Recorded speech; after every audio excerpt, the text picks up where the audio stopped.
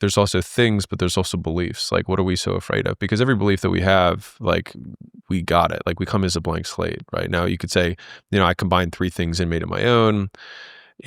I think you've read enough quotes in this world that, like, most interesting things have already been said. Yeah.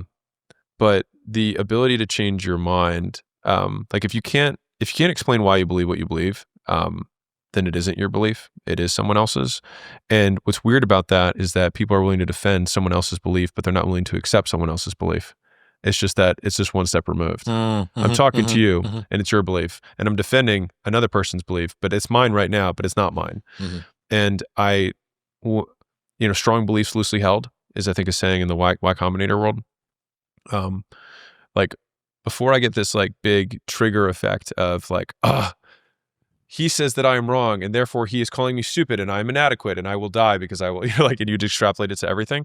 I think the quick check of, like, why do it? Like, what if he's right?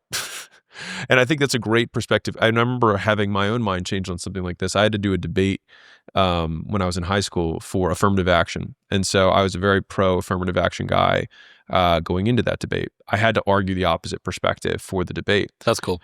And and that was, I think it was one of the requirements the teacher said everyone had to say what side they were on, and then just flipped it, which was amazing teaching, by the way. Yeah, that's really cool. And at the end of the whole thing, I was like, I was wrong. I actually think this hurts people more than it helps people. And, like, I had all this reasoning behind it. And I'll tell you a completely different scenario of this in terms of questioning our beliefs.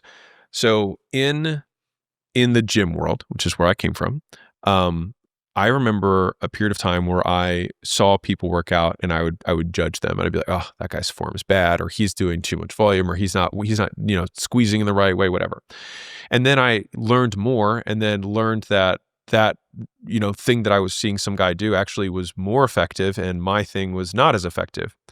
And then a few years passed, and then I learned that the original thing that I said was actually the thing that mattered. And then I learned even more, and it was like, oh, so all of these things have different rates of progress based on, quote, efficacy, but all of us eventually cap out at our genetic max. And so all we're really debating here is how quickly we reach our genetic max. And if I enjoy training, wouldn't I rather have longer progress over an extended period of time? So then which one is better?